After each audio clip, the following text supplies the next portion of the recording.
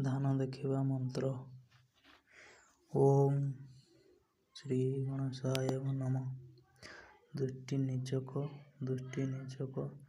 ନିଚକ ରସ ସନ୍ଧିର ଦାସ ଧାନ ମୋଡ଼ ମୋଡ଼ି ଅଭେଦ ଭେଦିବୁ ଲାଖେ ଛେଦିବୁ ହସ୍ତେ ଗଳି ଯିବୁ ବୋଲି କାହାର ଆଜ୍ଞା। ଶ୍ରୀରାମ ଲକ୍ଷ୍ମଣଙ୍କର କୋଟି କୋଟି ଆଜ୍ଞା। ଶ୍ରୀ ପ୍ରକାଦ ଆଦ୍ୟଗୁରୁ ଅନାଦିଗୁରୁ ସିଦ୍ଧଗୁରୁ ବ୍ରହ୍ମା ସେବିଲେ ତୁମ ରୂପ ମରି ପଡ଼ିଲା ଚାରି ଦିଅକ ନାରଦକୁ ଦୁଃଖେତି ମଧ୍ୟକୁ ସିଦ୍ଧ କର ବୋଇଲୁ ଖୋଜି ଆଣି ସ୍ୱର୍ଗର ଇନ୍ଦ୍ର ଜଳର ବରୁଣ ଆକାଶ ପବନ ବାସୁକି ଜାଣି ରସ ଦେଲେ ବିଷ ନିଆସି ବୋଇଲେ ଚିତ୍ରକୂଟ ପର୍ବତେ ରଖିଥିଲେ ଆଣିଲ ଦେଖି ବୋଇଲେ ପୁଛିଲେ କି କାର୍ଯ୍ୟ ବାଟିଛ ଭୀମ ବୋଇଲେ ହେମ ପାଇଁ ଈଶ୍ୱର ବୋଇଲେ ବ୍ରହ୍ମା ସିରିଜିଲେ ବ୍ରହ୍ମାଙ୍କୁ ବୋଇଲେ ନିରାକାରଙ୍କୁ ବ୍ରହ୍ମା ବୋଇଲେ ବ୍ରହ୍ମା ସିଦ୍ଧ ନହେଲେ ଜଗତ ବନ୍ଧ ତେଣୁ କର ଯାଉଚିତ ଅମୃତ ବିଷ ଯାଉ ଜିଣି ଓଂ ଲଣ୍ଡାବୀର ଗର୍ଦ୍ଧବୀର ହନୁମାନବୀର ଅହଙ୍କାରରେ ନାଦ କମ୍ପିଲା ଶେଷ ଚିନ୍ତାଣ ଗ୍ରହ କରା ପାଇଁ ଅଇଲି ଧାଇଁ ଭୂତପ୍ରେତ ଦେବୀ ଚିରଗୁଣି ହାଡ଼ ବାହି ଧାନ ବାହି ଧରିବା ପାଇଁ ମର ଦାବି ବୀର ହନୁମାନ ଧରି ବୋଇଲେ ଧରିବ ମାର ବୋଇଲେ ମାରିବ ଠାକରା ମାରି ଧାନ ପାଣିବ ମୋର ଅଙ୍ଗ ରକ୍ଷା କରିଦେବ ନକରି ବୋଇଲେ କାହାର ଆଜ୍ଞା।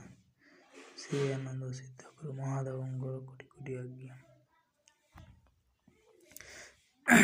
ତୃତୀୟ ଖାଦାନ ଓଁ ଭୈରବୀ ତିଥି ଲୁକାଇଁ ମୋହର ସୁମନ ଅଇଲୁ ଧାଇଁ ଦେବତା ଭୂତପ୍ରେତ ବାନ୍ଧିବା ପାଇଁ କଳା କରିକି ବାନ୍ଧି ଆଣିବ ମୋହର ଧନରେ ବଳେ ତୁଇବ ତେବେ ସେ କାର୍ଯ୍ୟ ସିଦ୍ଧ ପାଇବ ନ ଆଣ ବୋଲି କାହାର ଆଜ୍ଞା। ଶ୍ରୀ ନରସିଂହଙ୍କର କୋଟି କୋଟି ଆଜ୍ଞା। ଚତୁର୍ଥ ଖାଦାନ ଓଁ ବାବୁ ହନୁମାନ ସନ ମାନ୍ଧେନ ମେରି ଆସ୍ଥାନ ଚଳିଲା ଯେ କାହାକୁ ଦିଏ କଷ୍ଟ କଲା ତ ଭୂତ ପ୍ରେତ ଦେବତା ଆଣ ତୁରିତ ବଳାତ୍କାର କରି ଧରି ତୁ ଆଣ କୋଟ ଧରଣ ମୁଣ୍ଡ କାଟ ତଳେ ପଡ଼ିଥିବାର ଜାଳ ଉପରେ ପଡ଼ି ମହାଜାଳ ବନ୍ଦୀ କରି ମୁଣ୍ଡାକୁ ଆଣ 10 ତେଲ ନେଇଥିବୁ ମୋର ବୀର ବଜ୍ରଙ୍ଗ ଏହା ଯେବେ ନ କରି ଗୋଟିଏ ବୀର ହରି ପାଦ ଦେବୁ।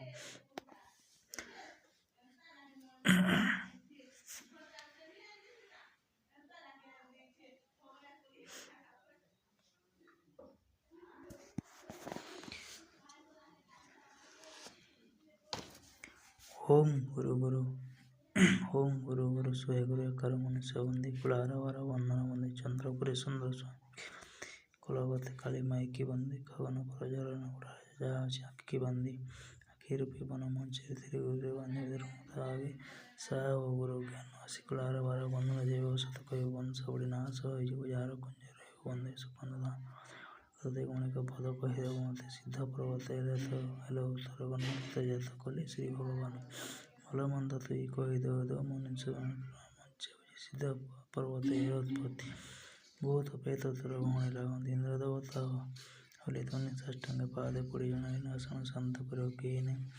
ଦେଖିଲି ଆଗ ପଛ ଅଛି ଧାନ 10 ଗଛରୁ ଗୋଟେ ଯୋଡ଼ି ଆଣିଲେ ସେହିଦିନ ଦେଖାଗଲା ବିହନ ତେଣୁ କରି ଧାନ ଦେଖନ୍ତି ଗୁଣି କହିନକୁ ହରିଧାନ କାରଣ ଉଡ଼େ ସବୁ ବାଉଁଶରୁ କୋଟି କୋଟି ରାଣ।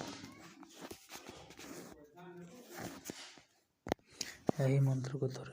ଥରେ ପଢ଼ି 3 ଥର ପକେଇବ।